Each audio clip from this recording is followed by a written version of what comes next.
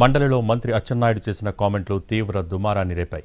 మీరు మీ నాయకుడు క్రిస్టియన్లంటూ చైర్మన్ను ఉద్దేశించి ఆయన చేసిన వ్యాఖ్యలపై మోషన్ రాజు అభ్యంతరాన్ని వ్యక్తం చేశారు. వెంటనే ఆ వ్యాఖ్యలు వెనక్కి తీసుకోవాలని డిమాండ్ చేశారు. తాను క్రిస్టియన్ను కాదని లేనిపోనివి ఎందుకు అంటగడుతున్నారంటూ ఫైర్ అయ్యారు చైర్మన్.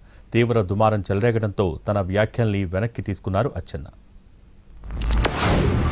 మంత్రి గారు నన్ను ఉద్దేశించి మీరు క్రిస్టియను, జగన్మోహన్ రెడ్డి గారు క్రిస్టియన్ అన్నారు. నేను అబ్జెక్షన్ తెలియజేశాను.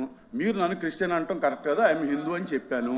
చెప్పిన తర్వాత ఇప్పుడు ఈ వివరణ ఏమి ఇచ్చారంటే నేను అన్నమాట వాస్తవం, అనుకున్నాను మీరు క్రిస్టియన్ అని. ఇప్పుడు నేను అభ్యంతరం తెలియజేశాను, నేను క్రిస్టియన్ అనుకున్నాను మిమ్మల్ని, అందుచేత నేను అన్నాను.